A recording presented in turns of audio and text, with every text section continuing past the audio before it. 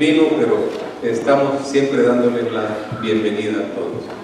Muy bien, esta mañana, al hablar de visitas, pensaba presentar un plan hoy, pero vamos a dejarlo para después. Es que nosotros como iglesia, ya que somos bendecidos con este caudal de amigos que nos visitan todos los sábados, tenemos que procurar acercarnos a ellos. Y cuando usted quiere acercarse a alguien, ¿cómo hace? Bueno, físicamente es fácil, ¿verdad? Uno se acerca, camina ya, pero aparte de eso, con el corazón, ¿cómo nos acercamos? A ver, esto es abierto. ¿Cómo? Muy bien, ahí está el punto que yo quería tratar. Yo pensé que alguien iba a decir, bueno, hablándole, saludándole, que sí es bueno, es necesario, pero también invitándolos a comer, ¿verdad? Usted quiere hablar con alguien de algo especial, usted lo lleva a un restaurante o lo invita a su casa y comienzan a hablar, ahí se abre, ¿verdad? Bueno, quisiéramos hacer un ministerio así aquí en la iglesia, ¿okay? Aprovechar todos los sábados para eso. Y no quisiéramos hacerlo de una manera obligatoria, forzada, sino que saliera voluntariamente. Pero digo, voy a dejarles nada más la dudita así a ver cómo se trabaja con esto. Y es muy lindo, porque algunos de ustedes tienen esa facilidad, ese don, ese talento, ¿verdad? Les gusta invitar a su casa a almorzar gente. Yo aquí conozco, solo con ver así, de pronto ya sé quiénes son los que están involucrados en esto y lo hacen espontáneamente sin saber que eso es un ministerio que ya tiene, solo que hay que echarlo a andar. Así que si les interesa, vamos a presentar un día de esto un plan bonito para que también no solo los 12 que están trabajando con obra misionera, sino también los hogares, así sin mucho esfuerzo, puedan dedicarse también a compartir el amor del Señor. Solo a manera para saber, ¿cuántos estarían interesados en conocer un plan así? Hay 1, 2, 3, 4, 5. Mejor lo hubiera presentado el plan. Pero vamos a hacerlo en la próxima. Se los dejo ahí como una dudita. Es más, como es un ministerio de la iglesia está dispuesta también a aportar. Y cuando digo aportar, es aportar para que ese sábado usted coma rico, ¿verdad? No solo usted, sino a su visita. Muy bien. Vamos a estudiar la palabra de Dios esta mañana. Saben que nosotros tenemos en la vida casi siempre alguna circunstancia difícil en más de una ocasión.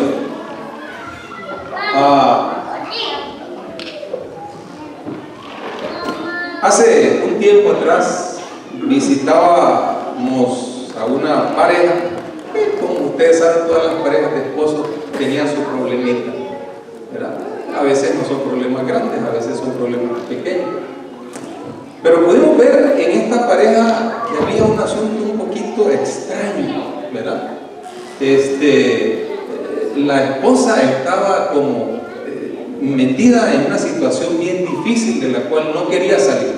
Y se mantuvo y se mantuvo. Entonces, a veces tenemos que pensar bien para darnos cuenta cuando nosotros estamos en una batalla, en una pelea, con quién peleamos o contra quién peleamos. Fíjense, a veces aquí mismo en la iglesia usted puede tener una diferencia con otro hermano o hermana. Y yo esta mañana es mi propósito explicarle que cuando hay una diferencia, una divergencia, una controversia, quien está detrás de todo eso no es la persona, uno culpa a la persona.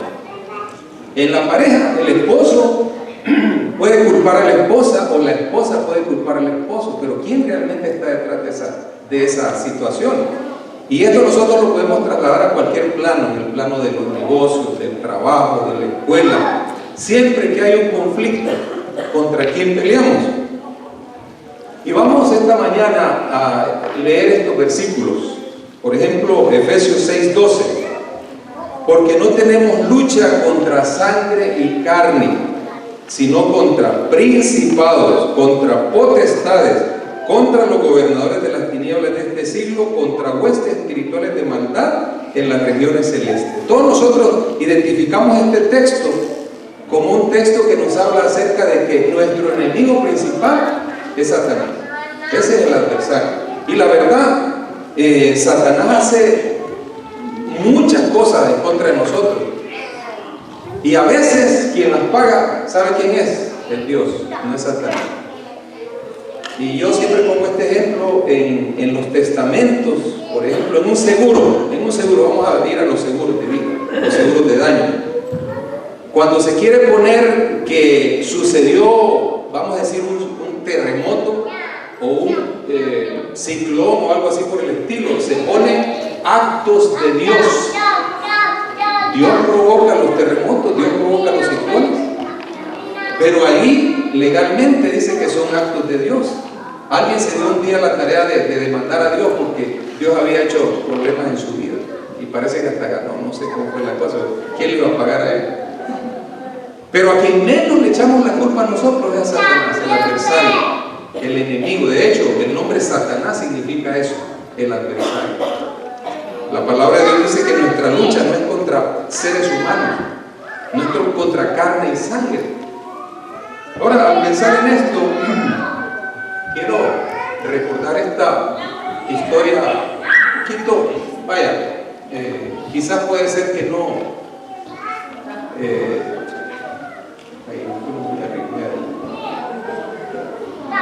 Son simpáticos, son muy simpáticos, ustedes los conocen, los han visto en el zoológico, son capaces de sacarle una sonrisa a más de una persona. Son listos, ¿verdad? Alguien dice que nosotros descendemos de ahí, yo no creo, aunque a veces tengamos algunas actitudes parecidas. Son gregarios, les gusta como nosotros estar juntos. Pero le quiero llegar yo a un experimento que supuestamente se hizo, y digo supuestamente porque muchos lo ponen en duda. Dice que este supuesto científico quería demostrar algo. Así que en una jaula encerró 4 o 5 monitos, changuitos, primates, como usted sabe que le llama. Y ahí entonces puso él arriba de una escalera una manojo de guineos, de plátanos, de bananos, de cambures, creo que le dicen en algún lado. Ok, ¿cuál era la actitud de estos monitos? El primero subió en la escalera y fue a agarrar un guineo, un banano, y se lo comenzó a comer. Pero cuando él estaba comiéndose ese guineo, inmediatamente, de acuerdo al experimento, agua fría le cayó a los monitos, a los demás. Agua fría, bien fría, y ellos se asustaron y todo. Pero no se dieron cuenta qué pasaba. Subió el segundo monito, agarró su banano, y cuando él estaba comiendo, agua fría le volvió a caer a los demás, desde arriba. Y entonces ellos estaban bien asustados. No sabían qué pasaba.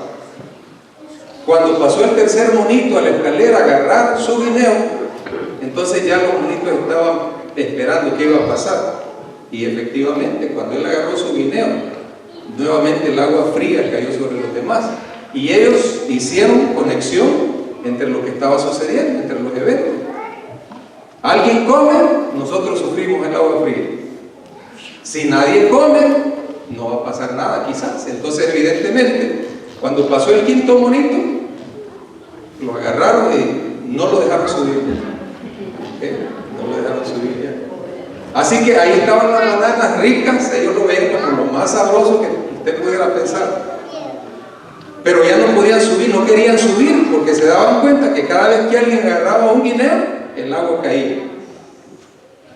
Entonces, de acuerdo al experimento, el científico cambió uno de los monitos por uno nuevo. Así que sacaron un mojado, entraron un seco. Y esto de mojado no tiene que ver con nosotros. ¿Ok? Subió el monito nuevo, nomás entraron a la jaula, se subió a la escalera, y cuando casi iba llegando, lo agarraron entre los demás y lo bajaron. Y él no entendía qué pasaba, porque no lo dejaban agarrar el guineo, ni los otros agarraban nada. Y entonces se quedó esperando, vio para todos lados. Imagínense el monito, ¿no? Viendo para todos lados, moviendo su cola, nervioso y todo lo demás. Y hizo el intento nuevamente de subirse, y nuevamente lo volvieron a agarrar y lo bajaron. Entonces, ¿qué pasará? Entonces el científico, al ver eso, cambió otro de los monitos secos, mojados, y metió un seco a la jaula. Y lógico, lo que hizo el monito seco era exactamente lo mismo. Se subió a la carrera, a la escalera, a agarrar el guineo. ¿Y qué pasó? Los otros lo volvieron. Dijo el científico, bueno, esto va a seguir cazando. Y sí, efectivamente, el monito hizo el segundo intento, lo volvieron a bajar, y tercero, y lo volvieron a bajar. Así que cambió otro de los mojados y volvió a meter un seco y pasó exactamente lo mismo. Así lo hizo 4 veces o 5 veces. Habían 5 monitos ahí. Después de un tiempo, el agua dejó de caer. Simplemente porque el monito iba para arriba, los demás lo agarraban y ya no caía agua. Pero cuando ya cambió los 5, que eran nuevos, ya no había ni uno de los primeros mojados. Ninguno de ellos era mojado, ninguno de ellos tuvo la experiencia de recibir el agua fría. Los monos que estaban abajo y cuando entraba uno nuevo, lo agarraban siempre y lo bajaban, aunque ellos no habían experimentado el agua fría. ¿Sí me explico? Ahora, el científico se quedó pensando, esto quiere decir entonces que nosotros actuamos a veces por la fuerza de la costumbre. Actuamos a veces sin saber por qué hacemos así. El ejemplo a veces clásico lo tenemos en las damas, ¿verdad? En la cocina. ¿Por qué le ponen esto? ¿Por qué hacen esto así? ¿Por qué agarran la harina o agarran esto de esta manera? Ah, porque así lo hacía mi mamá. Y porque así lo hacía mi abuela, y porque antes de mi abuela también lo hacían así. En fin, nosotros a veces nos llenamos de una serie de situaciones en la vida. Y traigo este experimento, esta ilustración no para exactamente hablar sobre ese experimento, sino para hablar algunas veces de quién es el enemigo. Algunas veces nosotros culpamos a otro, cualquier otro que tenga la culpa, menos a quien es el culpable, al enemigo, a Satanás, al adversario. A veces culpamos al hermano, a veces culpamos a la esposa, al esposo, a los hermanos, a la familia, sin darnos cuenta que quien realmente tiene la culpa de todo esto es el enemigo, es Satanás. Claro, nosotros podríamos pasar la vida de alguna manera viendo lo que hay a nuestro alrededor, y nos vamos a dar cuenta que estamos llenos completamente de conflictos constantemente. Ahora, quiero pasar a este versículo, o más bien esta cita del Espíritu de Profecía. Dice, esto está en Educación Cristiana, página 223. Tenéis que batallar individualmente contra el mundo, la carne y el diablo. La palabra de Dios es llamada la espada del Espíritu, y vosotros debéis haceros hábiles en su manejo, a fin de abriros paso a través de las huestes de la oposición y las tinieblas. ¿Cuáles son los 3 enemigos que nosotros tenemos? El mundo, la carne y el diablo. Yo no sé cuántos de ustedes habrán experimentado un ataque de estos 3 enemigos. Es terrible, ¿verdad? Porque si hablamos del mundo, es todo lo que usted ve fuera de usted que le llama la atención, ¿verdad? Vamos a decir así que un sábado de mañana de pronto dice, hoy va a pelear, hoy va a jugar en América, o va a jugar en qué sé yo, el Barça, ¿verdad? Y entonces es sábado de mañana y usted dice, voy a la escuela sabática, me quedo viendo el partido. El mundo está llamando, ¿ok? El mundo llama poderosamente. La carne, ¿qué es la carne? Algunas personas que antes de ser cristianos pasaron por situaciones de adicciones, por ejemplo. Podríamos hablar de que al que le gustaba la bebida, ¿verdad? Al que le gustaba la bebida, cada sábado, cada domingo compraba su six-pack, o más quizás, ¿verdad? 12, quién sabe cuánto, ¿verdad? Y entonces, ya cuando el domingo, el mediodía, en la tarde, ya está pensando, ¿verdad? Pero se convirtió al cristianismo, y ahora dice, no, eso es pecado. Pero de pronto un día está en la soledad de su casa, de la sala, viendo televisión, y le vuelve a dar el sentimiento, la sensación más bien, ¿verdad? Eso es la carne. La carne llama, la carne pide, exige, y por lo tanto algunas veces nosotros como seres humanos queremos satisfacer a la carne. Así que vea, el mundo está en primer lugar. En segundo lugar está la carne, aquí lo de adentro. Y en tercer lugar, ¿quién está? Está el diablo. Está el diablo. Y usted dice, a veces los ataques son tantos que usted no entiende de dónde viene, quién lo está atacando, cuál es el enemigo. Es bueno algunas veces saber quién es el enemigo. Es más, creo que fue Maquiavelo quien dijo alguna vez: conoce a tu enemigo. Pues cuando nosotros conocemos al enemigo, sabemos cómo va a atacar, dónde va a atacar, sabemos su estrategia. Es más, la Biblia nos aconseja que conozcamos a Satanás, porque dice: no ignoramos, dice, sus maquinaciones. O sea, nosotros como cristianos debemos ser expertos en conocer el ataque, la estrategia que usa Satanás. Así que vea usted, cuando usted tiene un problema, pregúntese primero: bueno, esto que tengo ¿me está atacando el mundo? ¿Me está atacando la carne o me está atacando el diablo? ¿Cómo ataca el diablo? Bueno, el diablo predispone a otras personas para hacerle daño. El diablo agarra las cosas del mundo y se las pone aquí en su casa. ¿Okay? El diablo comienza quizás a hacerle cosquillas, a tocarle un punto específico del cuerpo, yo no sé, pero en ese momento la carne también le llama. El diablo es experto en trabajar con un movimiento. Y a veces nosotros preguntamos: bueno, pero ¿por qué? ¿Por qué tengo este problema? Vamos a ver la otra cita. Me temo que no se haya mantenido una lucha agresiva ¿contra quién? A ver, ayúdenme. El mundo, la carne y el diablo. Se vuelve a repetir. Esta es otra cita en otro libro del Escrito Progresivo. O sea, no les estoy inventando yo de que estos son enemigos reales. Como estas hay 10, 20 citas sobre el mundo, la carne y el diablo. Dice: me temo que no se haya mantenido una lucha agresiva contra el mundo, la carne y el diablo. Si hemos de empeñarnos en seguir el ejemplo de Cristo, no podemos regocijarnos con un cristianismo a medias, que comparte el espíritu egoísta y codicioso del mundo y su impiedad, y que sonríe con aprobación ante la falsedad. No, eso está en el libro Alza tus ojos, en la página 176. Si nos damos cuenta, este triple ataque nosotros lo tenemos constantemente. Mire este otro. Los que vencen, ¿a quién? El mundo, la carne y el diablo serán los favorecidos que reciban el sello de Dios vivo.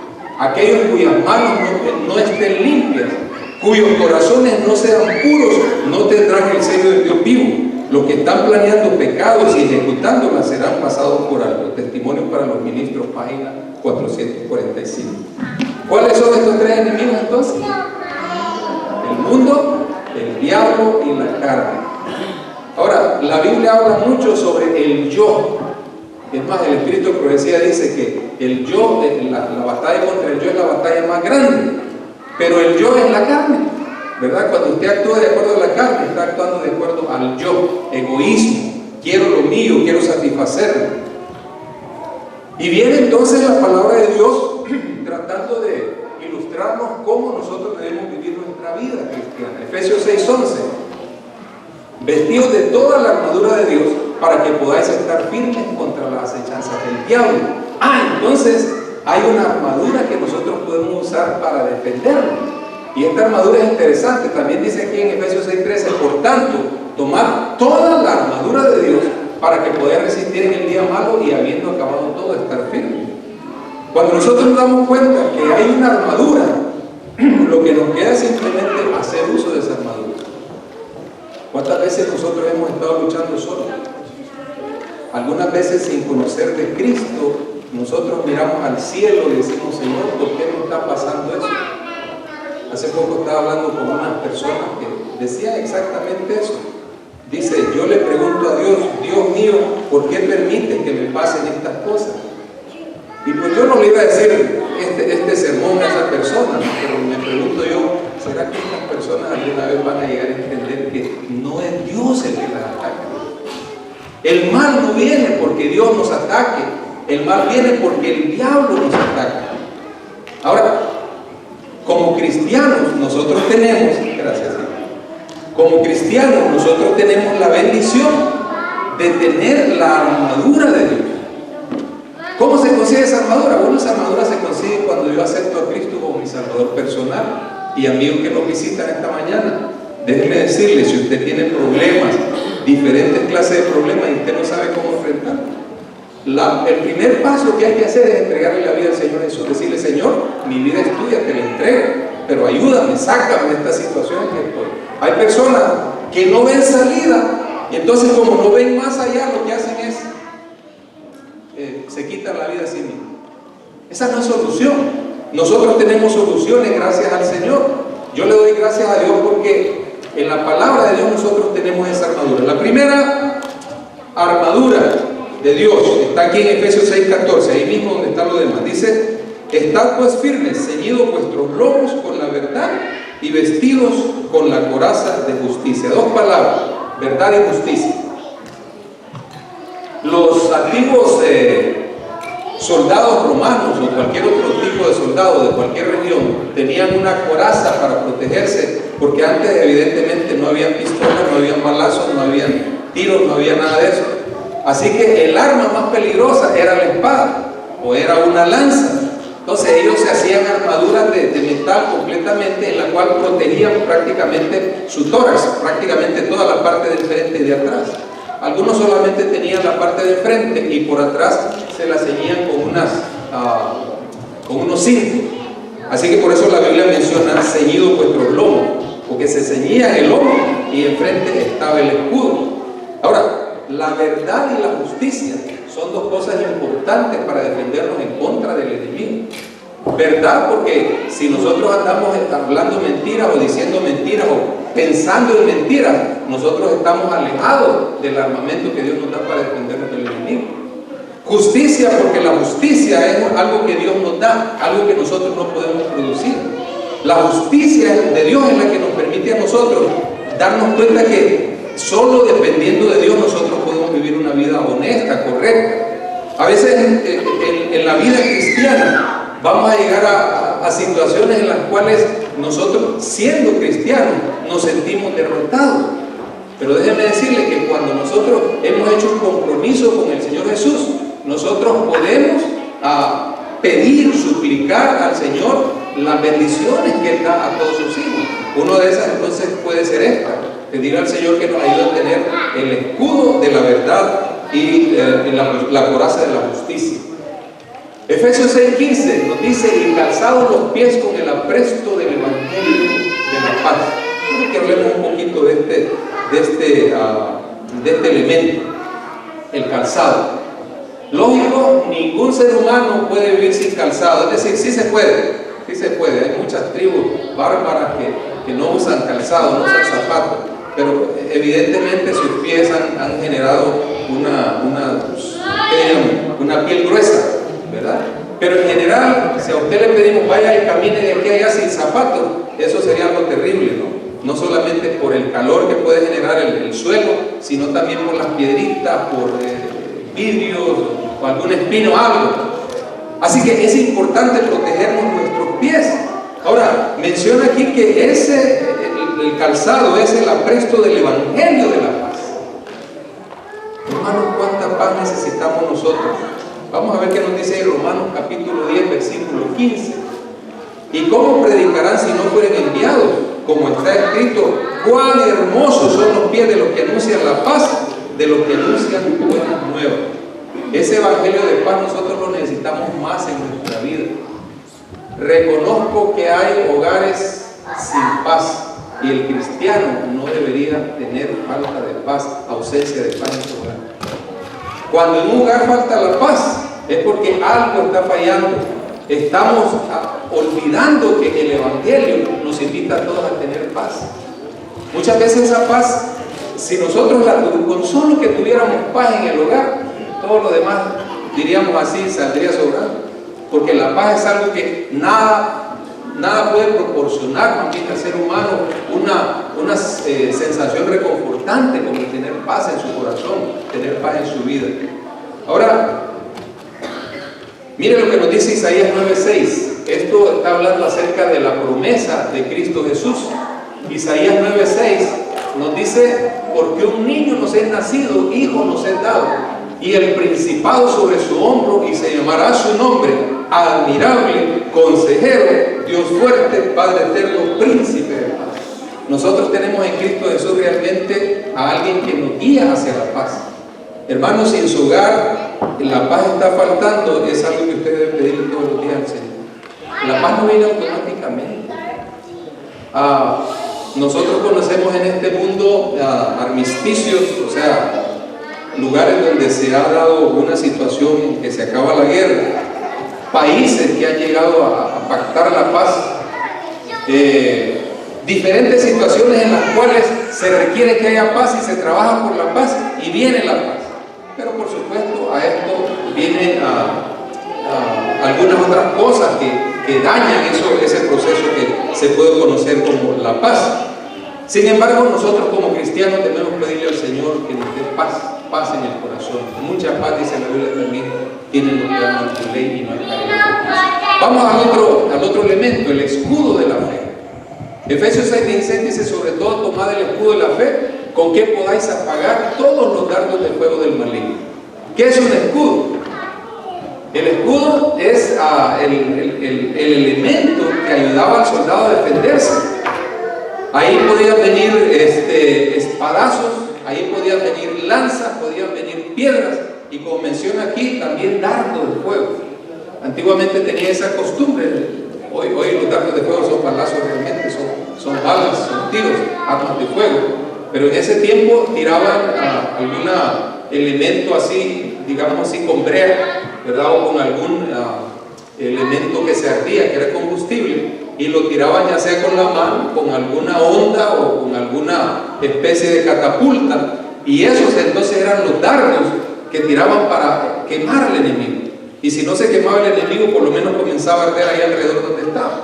Entonces, con el escudo ellos se protegían de los dardos de fuego. ¿Okay? Con el escudo esquivaban la espada, con el escudo también podían esquivar las lanzas. Cualquier otra cosa que se lanzara era esquivada con ese escudo. Sin embargo, ese escudo de la fe, como cristianos, nosotros lo necesitamos. La fe es algo de lo cual nosotros no podemos prescindir. O sea, desde que yo soy cristiano, yo debo tener fe. ¿Fe en qué? Fe en la palabra de Dios, fe en las promesas de Dios. ¿De qué serviría un cristiano si no tiene el escudo de la fe? ¿De qué serviría un cristiano si sabe que, o más bien si no sabe de que nosotros podemos confiar en la segura palabra de Dios? Nosotros nuestra fe realmente está depositada en la palabra de Dios. Ahora, hay un elemento más, y ese elemento es un elemento que se llama el yelmo. Efesios 6:17 nos dice: y tomad el yelmo de la salvación y la espada del Espíritu, que es la palabra de Dios. ¿Qué es ese yelmo? ¿Qué era ese yelmo? Realmente era la parte que protegía la cabeza del soldado. Actualmente los escudos los cascos por alguna razón están recortados, ¿verdad? Yo siempre me he preguntado por qué un casco solo protege una parte de la cabeza. Porque ahí está expuesta la cara, está expuesto el cuello, etc. En aquel tiempo los yelmos realmente protegían el cuello, protegían las partes, digamos, hacia un lado de la cara, algunas veces hasta el cuello. Algunos algunos yelmos eran completos de la cara, que solo dejaba alguna poca visibilidad. Ahora, cuando hablamos de la salvación, el yelmo protege la cabeza, el cerebro, la mente, los pensamientos. La salvación es un concepto interesante, porque la salvación para nosotros comienza en el momento que aceptamos a Cristo y sigue por la eternidad. Cuando ese concepto es cambiado de mi vida, es eliminado de mi vida, yo estoy desprotegido. La salvación realmente es el elemento que me ayuda a mí a tener fe y esperanza en las promesas del Señor, que un día todo esto se va a acabar, pero nosotros todavía tenemos vida eterna. Todavía hay algo más allá. Ahora, si nosotros examinamos todos los elementos de una sola vez, ahí posiblemente no pueden leer todo, pero dice ahí: el yelmo de la salvación, la coraza de justicia, el cinturón de la verdad, el escudo de la fe, la espada del Espíritu, y calzado con la disposición al Evangelio del Señor. Con eso nosotros podemos estar preparados, enfrentados para pelear en contra de los ataques de Satanás. De otra manera, no. Alguno de esos elementos puede faltar y nosotros vamos a fallar. No se puede. Es más, si siendo cristianos algunas veces nosotros tenemos caídas, imagínense cuando nosotros no hemos aceptado a Cristo como Salvador. Algunas veces como cristianos tenemos que ir y buscar del Señor. Lo hizo, por ejemplo, el apóstol cuando cuando era discípulo, Pedro de alguna manera negó a su Señor. Él dijo que no conocía a Jesús. Él rechazó que había estado entre los discípulos de Jesús. Y como consecuencia de eso, nosotros, la Biblia y la historia lo reconoce como aquel que traicionó a Cristo Jesús, a su mejor amigo. Dice la Sagrada Escritura que en el momento cuando estaban interrogando al Señor Jesús y Pedro se atravesó por ahí, Jesús vio a Pedro y Pedro lógicamente tuvo que ver a Jesús. Y en ese momento cantó el gallo. Y era el momento cuando Pedro acababa de negar por tercera vez al Señor Jesús. Y dice la palabra de Dios que él salió y lloró amargamente. ¿Cuántas veces nosotros nos ha pasado lo mismo? Hemos traicionado al Señor. Hemos fallado a ese deseo que teníamos cuando comenzamos a servir al Señor. Comenzamos a servir al Señor con gozo. Nos gusta venir a la iglesia, nos gusta participar, nos gusta compartir el Evangelio, nos gusta mantenernos en el camino del Señor. Pero llega el momento cuando no sentimos ni siquiera ganas de levantarnos de la cama. Llega el momento cuando yo debería orar, pero no oro. Debería leer la Biblia, pero no la leo. Debería compartir el Evangelio con otros, pero no lo comparto. Debería hacer muchas cosas, porque soy un hijo de Dios, porque yo he entregado mi corazón al Señor. Ahora, gracias a Dios que tenemos un Dios salvador, un Dios que nunca nos va a fallar, un Dios que siempre va a estar con nosotros. Voy a terminar contándoles esta historia. Una familia tenían a su hijo, esposa, esposo, el niño. El niño iba creciendo. Yo creo que muchos de ustedes han escuchado esta historia, pero lo voy a repetir nuevamente. El niño se hizo grande, creció, llegó a los 13 años. Y era un niño, digamos así, de esos hiperactivos, ¿verdad? Que usted no lo logra mantener tranquilo, quieto en un solo lugar y se mueve y grita y corre y hace. Y a medida que el niño fue creciendo, las cosas que él hacía eran más ofensivas, más duras. El papá se avergonzaba de él, de la actuación que él tenía en la escuela. Le llegaban notas de que su hijo había hecho esto y lo otro. En la casa se estaba portando irrespetuoso con los papás. Con la familia, con la gente también era grosero. Entonces el papá estaba desesperado porque tenía que castigarlo a cada rato por las cosas que hacía. Y el papá se preguntaba, ¿qué hago con este muchacho? Y cuando yo leí esta historia me recordé algo me sonó ahí una campanita diciéndome, eso es lo que pasó con tu papá. Un día mi papá nos llamó a mi hermano y a mí, yo tenía alrededor de 12 o 13 años.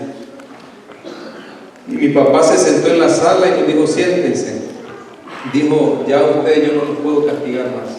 Los he castigado, les he dicho, los he amenazado. Ustedes no quieren cambiar. Ante Dios, dijo él, yo ya no voy a ser culpable de no haberlos a ustedes guiado por el camino correcto. Así que a partir de hoy, dijo, ustedes van a ver cómo siguen su vida cristiana. Primera vez que yo vi llorar a mi padre, lágrimas realmente de tristeza por la actitud nuestra como muchachos, como adolescentes. Y al leer esta historia recordé eso, ¿verdad? Este padre llamó a su hijo y le dijo, mira hijo, vamos a hacer una cosa. Nunca más te voy a volver a castigar. Y el hijo, imagínense la sonrisa, ¿verdad? De triunfo, como quien dice, yes, lo hice. Pero le dijo, hay una condición. Tienes lo que yo te voy a poner a hacer, le dijo, tienes que hacerlo sin mentirte a ti mismo. Tienes que hacerlo con sinceridad.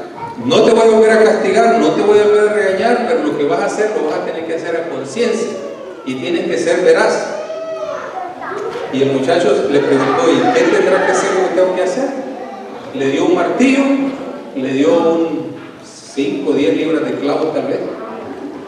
Y le dijo, estos clavos los vas a poner en la puerta cada vez que tú hagas algo que sabes que no está bien. No digo el muchacho, no está fácil. Pero tienes que ser sincero contigo, porque tienes que darte cuenta de las cosas que no están bien en tu vida. Y el muchacho dijo, sí, está bien. Agarró los clavos, agarró el martillo, salió feliz de la casa pensando que ya nunca más iba a recibir un castigo. Así que ahí tenemos al muchacho día tras día clavando uno que otro clavo, cometiendo errores, y cada vez esa puerta se iba llenando de clavos, clavos y más clavos y más clavos.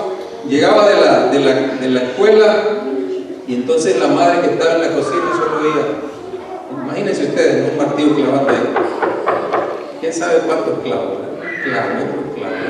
muchos clavos. Pero llegó un día cuando el muchacho vio que ya no había ni siquiera más espacio donde clavar más clavos. Clavos había suficientes, y errores él había estado cometiendo, pero muchos. Pero al mismo tiempo él se puso a pensar, y todos estos clavos significan todo lo malo que yo hago. Qué terrible. Y el muchacho se comenzó a sentir compungido, pensando, y todo esto está aguantando mi padre por las cosas malas que yo hago. ¿Y será que todo esto le duele a mi papá? Entonces él comenzó a compungirse de su corazón, y en un momento comenzó a llorar y se acercó a su papá y le dijo: papá, me siento mal, perdóname, yo de veras me doy cuenta que he estado cometiendo muchos errores. El papá le dijo: no te preocupes, no hay problema.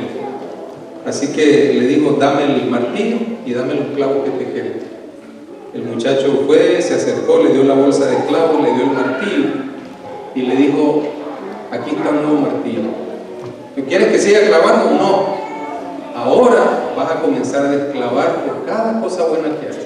Así como hiciste hoy, que te arrepentiste y me pediste perdón, entonces ahora vas a sacar un clavo. Si mañana haces otra cosa buena, sacas otro clavo. Y así le dijo: cada vez que tú hagas un acto bueno, entonces tú vas a sacar clavos y clavos y clavos. El muchacho se puso a reír y le dijo: eso está fácil. Entonces comenzó él a sacar un clavo tras otro clavo, y cada vez que sacaba clavos él se alegraba, porque decía: wow, por fin estoy viendo mi puerta que está quedando mejor. Bueno, mejor en cierto sentido. Y un día la puerta quedó prácticamente sin ningún clavo. El muchacho había cambiado, por supuesto, había madurado un poco más, se había dado cuenta de los errores que había cometido. Y un día le dice a su padre: papá, ven a ver la puerta, ya terminé, ya no hay ni un clavo. ¿Ahora qué puedo hacer? ¿Cómo puedo ser mejor? ¿Cómo puedo ser más bueno? Y entonces se fueron a ver la puerta y vieron que de veras no había ningún clavo. Y el papá le dijo: pero mira lo que ha quedado detrás de la puerta. La puerta estaba completamente destrozada, destruida, con hoyos de los clavos que habían clavado durante mucho tiempo. El papá le dice: así como estos clavos, los efectos de los errores que uno comete nunca, algunas veces se pueden eliminar, y ya van a quedar por toda la vida. Y el muchacho le dice: pero ¿cómo puedo arreglar esto? Le dice: no te preocupes, mañana vas a tener una solución. Y dice la ilustración que pasó ese día. Al siguiente día, cuando el muchacho volvió, el padre había cambiado esa puerta que tenía ahí, ya gastada, ya vieja, ya completamente destrozada, y había puesto una puerta nueva. El muchacho se acercó, abrazó a su papá. La ilustración termina en que se abrazan y que la vida sigue mucho mejor para ellos. Pero eso es lo que hace el Señor Jesús con nosotros diariamente. Muchos de nosotros abusamos del Padre. Muchos de nosotros nos equivocamos a cada rato, cometemos un pecado tras otro. La batalla que tenemos que pelear, nosotros la peleamos algunas veces, pero de manera, digamos así, irregular. Y el daño no nos damos cuenta que lo estamos haciendo a nosotros mismos. Pero cuando nosotros buscamos al Señor, cuando nosotros podemos venir al Señor y decirle: Señor, mira cuántos clavos, el Señor nos dice: no te preocupes, mañana vas a tener una solución. Por eso es que cada noche nosotros debemos venir al Señor y decirle: Señor, perdóname mi pecado. Eso significa ser un hijo de Dios. Cuando yo puedo diariamente tener esa comunión con el Señor y decirle: Señor, me equivoqué, perdóname. Cuando yo quito esos clavos de esa puerta, va a quedar algunas veces el hoyo hecho, el agujero, va a quedar la puerta destrozada, pero cada día el Señor nos va a ir cambiando. Dice la palabra de Dios que las misericordias de Dios son nuevas cada mañana. Cuando usted se levante en la mañana, usted ya tiene una puerta nueva. Y usted va a decir: bueno, voy a seguir clavando. Va a llegar el momento cuando usted va a decir: no, ya tengo que dejar de clavar. tengo que comenzar a sacar clavo. Ojalá Dios nos ayude para que nosotros podamos comenzar también una nueva vida. Esta ocasión estamos nosotros prácticamente dedicándole al Señor digamos así, este sábado. Nosotros estamos buscando al Señor. No venimos solamente como una costumbre, venimos porque realmente necesitamos del Señor.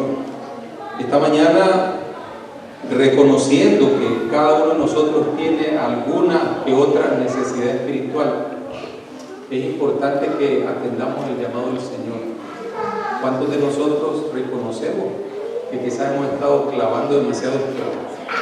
Hemos estado alejándonos del Señor de diferentes formas. Hemos estado ofendiendo el corazón del Señor, haciendo doler el corazón de Cristo. Pero nosotros tenemos que aceptar entonces ahora la oportunidad de recibir una puerta nueva, de recibir una oportunidad nueva para poder vivir una vida correcta delante del Señor. La lucha que nosotros estamos luchando es del Señor. Nosotros no tenemos por qué hacer, diríamos así, el esfuerzo. Tenemos que dejar que el Señor haga el cambio en nuestra propia vida. Poco a poco el Señor va a ir cambiando lo que hay dentro de nosotros, pero nosotros tenemos que entregar nuestro corazón al Señor. Yo quiero terminar esta mañana preguntando, hermanos o amigos, ¿hay alguno de ustedes que siente que necesita que el Señor haga un cambio en su vida? Y quiere manifestarlo poniéndose de pie para tener una oración para que el Señor pueda cambiar ese corazón. Amén. Que Dios nos ayude, que Dios nos permita realizar estos cambios en nuestra vida. Nuestra vida tiene que cambiar. Lo que hemos venido haciendo tiene que parar. Tenemos que darnos cuenta, y yo le decía a los ancianos el sábado pasado, que las cosas que hemos estado haciendo de la misma manera, si las seguimos haciendo igual, vamos a tener siempre los mismos resultados. Es el momento para que nosotros digamos, algo, comencemos una nueva vida, una nueva oportunidad, démonos una oportunidad, dejemos que el Señor comience a trabajar en nuestro corazón. Vamos a orar. Querido Padre Celestial, gracias te damos esta mañana porque nos has hablado a través de tu palabra. Hay una lucha, Señor, que estamos luchando sin cuartel, una lucha contra el diablo, el mundo y la carne.